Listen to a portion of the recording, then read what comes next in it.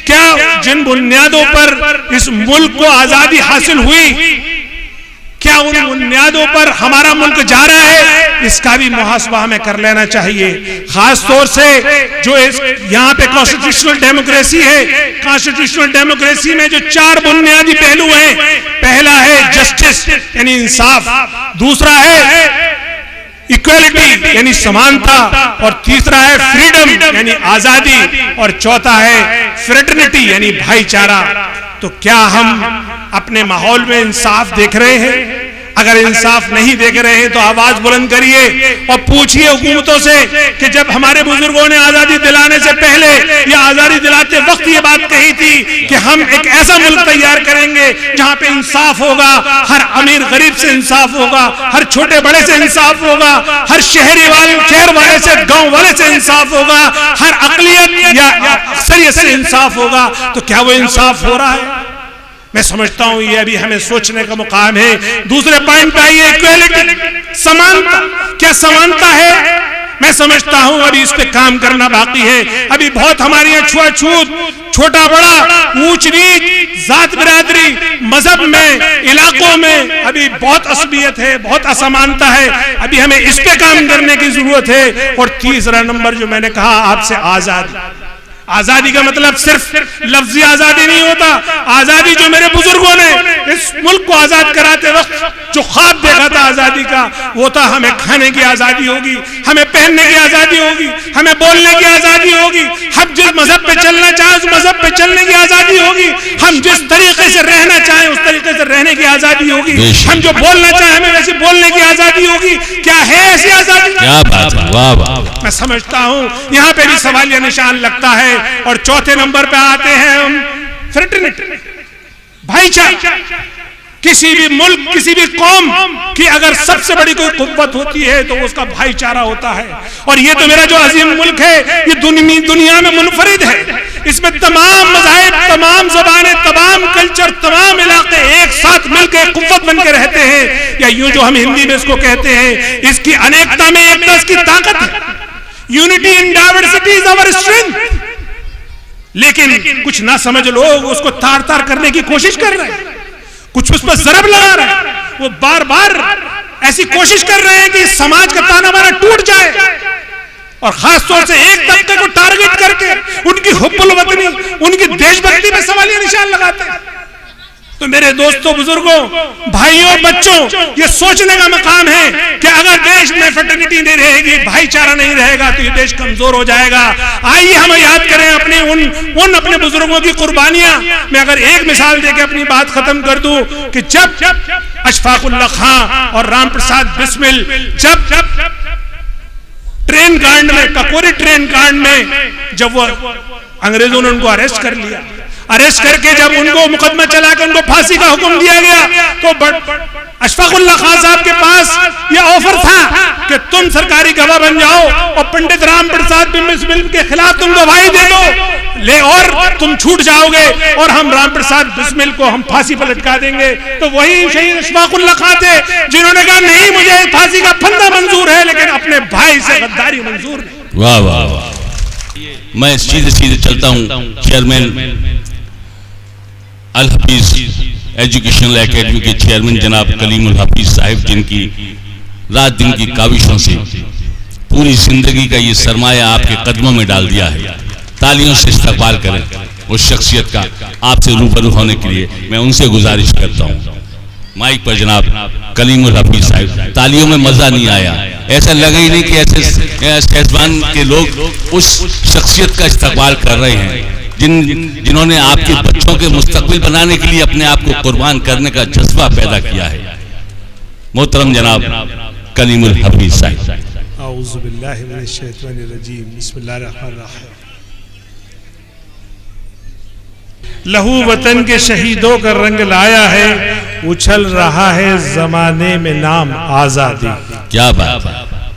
ये जो आजादी, आज जो 75 साल इस आजादी के मुकम्मल हुए, मैं दिल्ली से चला और शहसवान तक आते आते हर घर तिरंगा देखा मैंने, हर गली हर कूचा तिरंगे में था। और सब अपने स्कूल आया और मैंने जब तब तिरंगे देखे तब जाके मुझे इत्मीनान हुआ कि मेरे सहसवान में भी नामे आजादी उछल रहा। आप तमाम लोगों को, खास तौर से मेरे उन बच्चों को, छोटे छोटे बच्चों को समीम कल्ब से इस यौम जश्न आजादी की दिली मुबारकबाद, पूरे सहसवान को दिली मुबारकबाद, पूरे मुल्क को दिली मुबारकबाद। और आप यकीन मानिए, किसी भी मुल्क या किसी भी कौम के लिए आजादी से बड़ी कोई नेमत नहीं होती। ये जो नेमत हमारे बुजुर्गों ने अपनी जानों का नजराना पेश करके हासिल की, ये बहुत कीमती है, ये बहुत कीमती है। हमें उनकी उन कुर्बानियों को याद करना चाहिए, जानना चाहिए, आपस में जिक्र करना चाहिए, अपने आने वाली नस्लों को बताना चाहिए कि आखिर उन्होंने कैसी कैसी कुर्बानियां पेश की, तब जाके ये आपका अजीम मुल्क आजाद हुआ, जिसको आज आप भारत या हिंदुस्तान के नाम से जानते हैं। लेकिन मैं अपनी तकरीर या अपनी गुफ्तगू शुरू करने से पहले मैं अपने बुजुर्ग शायर जो मेरे बदायूं की अदबी रहनुमाई कर रहे हैं, वो हैं जो आज की जलसे की सदारत भी फरमा रहे हैं, आली मर्तबत जनाब सौफुद्दीन सोज साहब। मैं उनका शुक्रगुजार हूं कि आपने अपने मसरूफ और इतनी लंबा सफर करके आपने हमारी इल्तिजा को कबूल फरमाया और यहाँ की सदारत कबूल फरमाई।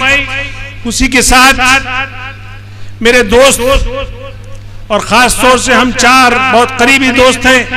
एक दोस्त जो हमारे बुजुर्ग भी थे, डॉक्टर फखरुद्दीन मोहम्मद, जिनकी तवस्सुस से, जिनकी बदौलत से ये इदारा कायम हुआ, वो अब अल्लाह को प्यारे हो गए। अल्लाह ताला उनके जन्नत में मर्तबे बुलंद करे। और लेकिन उसके बाद जो तीन दोस्त बचे, एक मौलाना यूसुफ इस्लाही साहब जो रामपुर के थे, वो भी दुनिया से रुखसत हो गए, लेकिन जो उनके साहबजादे हैं जो इस वक्त दिल्ली में जज हैं। और तीसरे दोस्त मेरे डॉक्टर रेहान खान सूरी हैं, जो कि आज अपनी मसरूफ शेड्यूल में से वक्त निकालकर वो जितने बड़े ओहदे पर फायज हैं। किसी यूनिवर्सिटी का वाइस चांसलर होना एक बहुत बड़ी बात है। ये मेरे लिए, मेरे सहसवान के लिए बाइस फख्र है कि मेरा साथी आज वो वाइस चांसलर है। इंशाअल्लाह ये नेक्स्ट जामिया का या एमयू का वाइस चांसलर बने। तो ऐसे लोग आज इस महफिल में जलवा अफरोज हैं। उसके अलावा जो इस सहसवान का नाम जो पूरी दुनिया में रोशन किया, जिनको मैंने हमेशा जब पहला प्रोग्राम हुआ था तब भी उनको खराज तहसीन पेश की थी, और आज भी मैं उनका शुक्रिया भी अदा करता हूं। और मैं उनके लिए जो भी इज्जत में मेरे पास अल्फाज हो सकते हैं मैं सब अदा कर सकता हूं। वो है मेरे बड़े भाई ताहिर फराज साहब।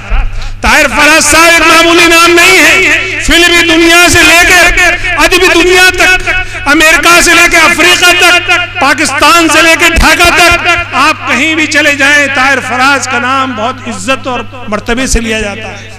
ये तो हमारी खुशनसीबी है कि वो हमारे लिए इजीली अवेलेबल है। मेरे एक टेलीफोन पे मैंने कहा कि आपको मैं ऐसी नशिस्त रखना चाहता हूं, आपने हाँ कर दी, ये आपका एहसान है। इसके अलावा मैं और तारुफ करा दूं, जो इस जनरल मैनेजर सेंट्रल बैंक से रिटायर हुए हैं, इस वक्त भी आप एटा कोऑपरेटिव बैंक के डायरेक्टर हैं। आप की मेहनत और मोहब्बत आप देख रहे होंगे किस अंदाज से निजामत फरमा रहे हैं।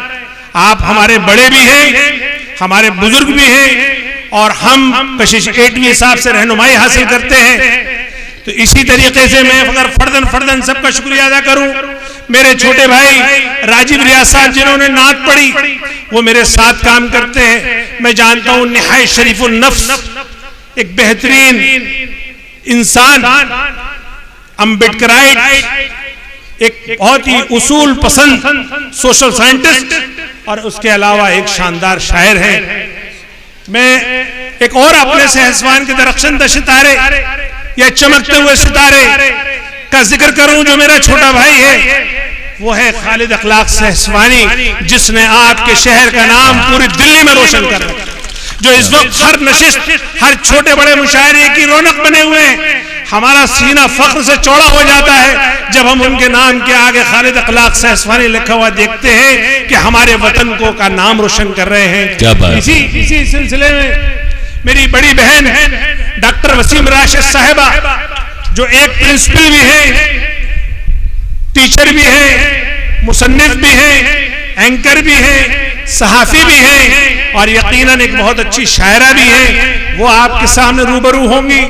और उसके बाद बहुत ही अजीज, मेरे बहुत दिल के करीब मेरे दोस्त, जो जामिया के हिंदी डिपार्टमेंट के एचओडी हैं, प्रोफेसर डॉक्टर रहमान मुसव्विर, जिनका ताल्लुक सहारनपुर से है। लेकिन मजेदार बात यह है कि वो जितने सुंदर कवि हैं उतने ही खूबसूरत शायर भी हैं, तो मैं उनका भी खैर मकदम करता हूं। एक मेरे दूसरे दोस्त वसीम नादिर साहब हैं, जो अलापुर ककराला, यानी वो भी दबस्तान बदायूनी का एक बड़ा नाम है, एक चमकता हुआ उभरता हुआ नाम है, जिनसे मेरी वक्फियत कम है, लेकिन मैंने उनकी जितनी तारीफें सुनी है, मुझे उम्मीद है कि वो भी अपने कलाम से हमें वैसी महसूस फरमाएंगे। एक और हमारे दूसरे साथी आए हुए रोशन निजामी साहब चनोसी से, मैं उनका भी खैर मकदम करता हूं। मैं उनके बारे में ज्यादा नहीं जानता हूं, लेकिन ये मेरी जिम्मेदारी थी कि मैं बहैसियत मेजबान इन तमाम अपने मेहमानों का मैं खैर मकदम करूं। लेकिन दो मेहमान, एक मेरे भाई जो उत्तर प्रदेश MIM के प्रेसिडेंट हैं जनाब शौकत अली, वो पहुंचने ही वाले हैं, वो आएंगे। एक दूसरे मेरे बड़े भाई जो हमेशा हमारे फंक्शन में रहे हैं जनाब आबिद रजा साहब, वो भी पहुंचने वाले हैं, वो भी आएंगे। और यहाँ पे जो मखसूस जो सहसवान के जो मुअज़्ज़िज़ हजरात बैठे हैं, मैं उनका किस किस का नाम लूं। सलीम भाई हैं, अजहर साहब हैं, वकील साहब हैं, तारिक भाई हैं, हमारे गुड्डू भाई हैं, गफ्फार साहब हैं, सिद्दीकी साहब हैं, मेरी बड़ी बहन निकत सुल्ताना साहिबा हैं, मेरे छोटे भाई अनवर इकबाल नकवी हैं, मारूफ हैं, और मेरा साथी सचिन है। इस तरह से मेरे बहुत सारे साथी दिल्ली से भी आए हैं, लेकिन सबसे ज्यादा जो मेरे लिए अजीज और एहतराम और तरजीह के लायक हैं वो मेरे बच्चे हैं, मेरे पेरेंट हैं। क्योंकि ये इदारा उन्हीं का है, ये इदारे की जान है, वही इसका फ्रूट है, वही इसका मुस्तकबिल है। ये इदारा जब मैंने 2010 में इसकी संग बुनियाद रखी थी तो यहाँ पे आते हुए डर लगता था। 21 नवंबर 2010 को जब मैं यहाँ संग बुनियाद के लिए टेंट लगवा रहा था तो तब का मंजर मैं देखता हूँ और आज का मंजर देखता हूँ, जमीन और आसमान का फर्क है। और फिर मैं अपने ऊपर गौर करता हूँ कि मुझ जैसा नातवा इंसान में आखिर इतनी हिम्मत कहाँ से आ गई, आखिर इतना हौसला कहाँ से आ गया कि ये सफर जारी रहा। तमाम तकलीफों के बावजूद, नुकसान के बावजूद आज तक इस इदारे से मुझे फायदा नहीं हुआ, लेकिन पता नहीं कौन सी ऐसी ताकत है जो इस इदारे को बनवाए जा रही है। इस इदारे का सफर नहीं रुका, इस इदारे की कभी बिल्डिंग नहीं रुकी, इस इदारे में जो कोर्सेज है, जो चीजें आनी थी वो नहीं रुकी। ये इदारा 2-3 नौयत से अपने आप में मुनफरिद है। पहला तो ये कि ये सहसवान का पहला और आखिरी इदारा है, अभी तक कोई दूसरा इदारा नहीं CBSE का इस पूरी सहसवान तहसील की। दूसरा पूरे जिले का माइनॉरिटी का अकेला इदारा है, एक भी माइनॉरिटी का दूसरा इदारा नहीं है जिले बदायूं में। तीसरा, खैर ये आप लोगों का शुक्रिया, आप लोग तशरीफ रखें। मैं तो सिर्फ ये बता रहा हूं कि ये इदारा बनवा कौन सी ताकत रही है। मैं ये समझता हूं, जो मैं अपने स्टाफ से कहता हूं कि इसको जरूर अल्लाह ताला को मंजूर है किसी मंजिल तक पहुंचाना। इसीलिए ये चिराग तमाम आंधियों पे भारी, इसीलिए इसे बहुत सारी तकलीफें इससे गुजर गई, लेकिन ये चिराग जलता रहा। बस मैं आपसे इतना ही कहूंगा कि ये इदारा आपका है, सहसवान वालों का है, सहसवान के एतराफ के गांव देहात का है। आप लोग इस इदारे से मोहब्बत कीजिए, इस इदारे की खिदमत कीजिए, इस इदारे को सींचिए। जहां जहां या जिस जिस जगह जो कौमें अपने इदारों को सींचती हैं उनकी यहाँ बेहतरीन नस्लें पैदा होती हैं। उनके यहाँ अशफाकुल्लाह खान राम प्रसाद बिस्मिल पैदा होते हैं, उनके यहाँ मौलाना आजाद या भगत सिंह या और जैसे जो मुजाहिदीन आजादी गुजरे हैं ऐसे पैदा होते हैं। तो अगर आप अपनी नस्लों की भलाई चाहते हैं, बका चाहते हैं, तो आप ऐसे इदारों की हिफाजत करना शुरू कीजिए। अब ऐसे इदारों की हिफाजत होती कैसे है, उसका तरीका क्या है? पहला उसूल, इस इदारे की अपने दिल में अजमत रखिए, मोहब्बत और इज्जत रखिए। दूसरा उसूल कि अगर आपको कोई आपके जरिए इसको फायदा हो सकता है, आपका बच्चा इसमें एडमिशन आप करवा सकते हैं, या अगर बच्चे का एडमिशन है तो इस पूरे इदारे को आप सपोर्ट कीजिए। इस इदारे के जो असातिज़ा हैं, स्टाफ है, उनकी इज्जत कीजिए, उनकी बात मानिए। अगर आपको कोई इस इदारे में कमी नजर आती है तो उस इदारे में आके उसके जिम्मेदारों के साथ उसकी कमियों को शेयर कीजिए, ताकि उस इदारे में बेहतरी आ सके, ताकि उस इदारे की कमी दूर हो सके। ना कि ये कि हम इदारे की बुराइयां करते घूमे। जो लोग अपने इदारों की इज्जत नहीं करते वो खार रहते हैं। इसलिए मैं इतना ही कहूंगा सिर्फ आपसे कि ये इदारा जो कोविड के बाद से जो इसने सफर शुरू किया है, अगर उसमें कोई एक शख्स काबिले मुबारकबाद का मुस्तहिक है तो वो है एसएम फैजानी। मैं चाहूंगा एसएम फैजानी साहब कहां पर है? एसएम फैजानी साहब के लिए मेरे ख्याल से आप लोग जोरदार तालियों में जाकर उनका शुक्रिया अदा करिए, क्योंकि कलीमुल हफीज के अगर बस की बात होती तो 10 साल पहले वो इतनी रौनक ले आता। ये पूरी रौनक का अगर अकेला सहरा जाता है तो एसएम फैजानी को जाता है। उसने एक स्कूल से 2 स्कूल कर दिए। जो हमारा सहसवान में मकान पड़ा हुआ है, जो काफी दिन से कोई इस्तेमाल नहीं होता था, एक तरह से वो खंडर होता जा रहा था, उस स्कूल को भी उस शख्स ने स्कूल में तब्दील कर दिया। तो मैं समझता हूं कि एसएम फैजानी भले से उनके बुजुर्ग यही मतफन है, उनका भी ताल्लुक सहसवान से ही है, लेकिन उनका वतन संभल था, संभल से फिर वो दिल्ली शिफ्ट हो गए थे। तो उनका एहसान है कि उन्होंने यहाँ आके मेहनत की, और उसके साथ साथ उनका पूरा स्टाफ, ये जो मेरे टीचर्स यहाँ खड़े हुए हैं, ये जो खासतौर से ये जो लेडी टीचर्स हैं, ये जो जेंट्स टीचर हैं जो इंतजाम में लगे हुए हैं, ये लोग काबिल मुबारकबाद है कि इन्होंने इतना खूबसूरत ये आपके लिए समा सजाया है। बहरहाल मैं आप लोगों से सिर्फ इतना कहूंगा कि आज का प्रोग्राम ये आपके लिए है। आज का ये कवि सम्मेलन, ये मुशायरा, ये जश्न आजादी, क्योंकि यकीनन ये बहुत ही कीमती चीज जो हमें मिली, जो पूरे हिंदुस्तान में अलग अलग तरह से मनाई जा रही है, हम भी इसको इस आजादी के जश्न में शामिल हैं। तो आइए और हम इस आजादी को इस अंदाज में मनाएं ताकि हमारे आने वाली नस्लें इस आजादी की कीमत को और अहमियत को समझते हुए अपनी मुल्क की खिदमत उसी जज्बे से करें जिस जज्बे से हमारे बुजुर्गान दीन ने अपनी कुर्बानियां पेश की। क्या बात।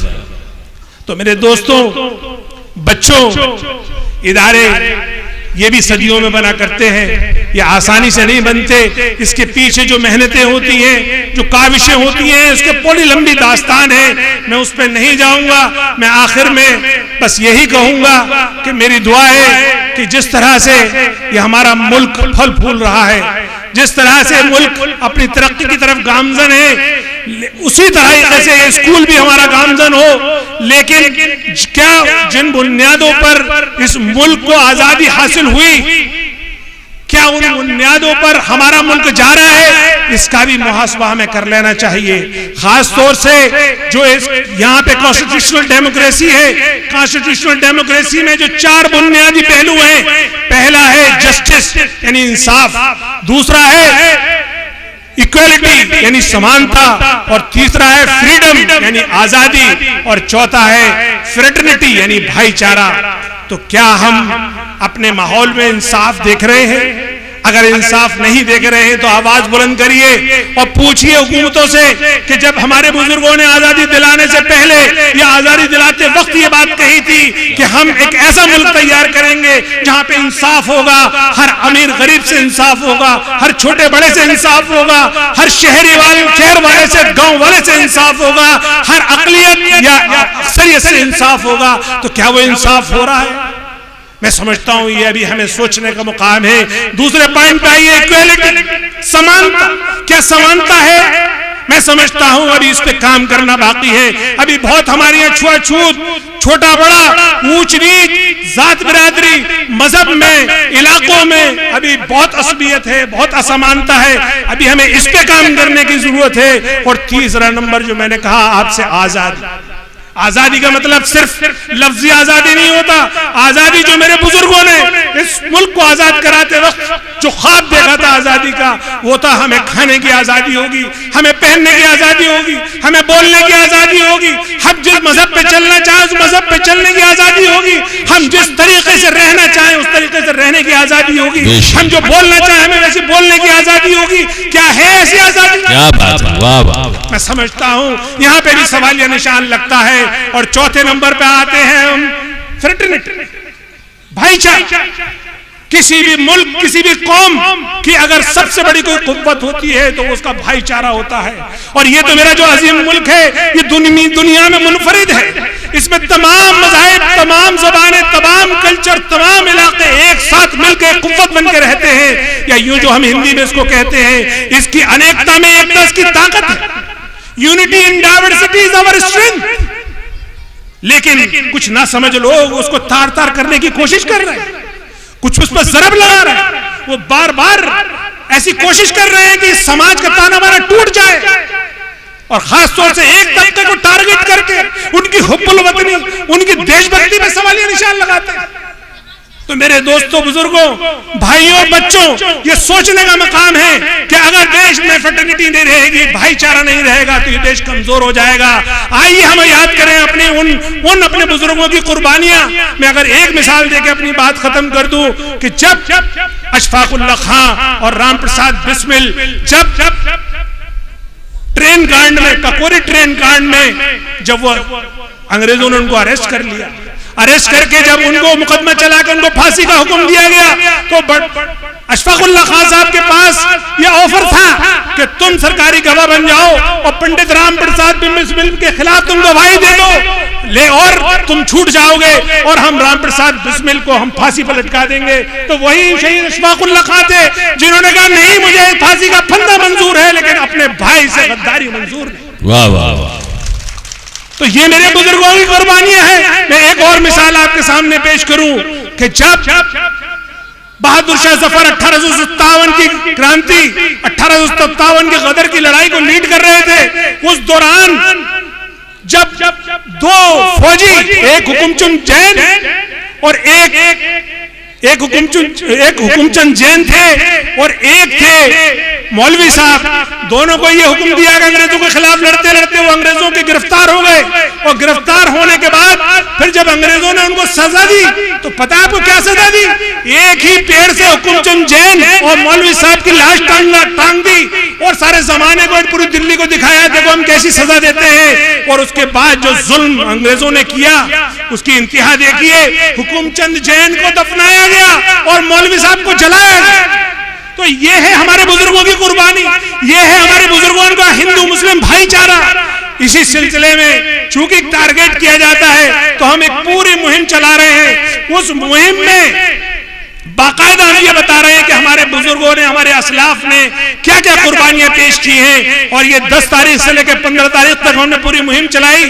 अगर आप लोग मेरे फेसबुक से या ट्विटर से या कहीं से जुड़े हो तो आप वाकिफ होंगे, उसी के सिलसिले का ये आखिरी प्रोग्राम है। तो मैं इन्हीं अल्फाज के साथ कि मैं अपने तमाम साथियों को जिन्होंने इस मुझे मुहिम में साथ दिया, अच्छा मेरे दोस्त आ गए हैं, मैं उनका इस्तकबाल करता हूँ। जी आबिद भाई, बहुत बहुत शुक्रिया, आपका इस्तकबाल है।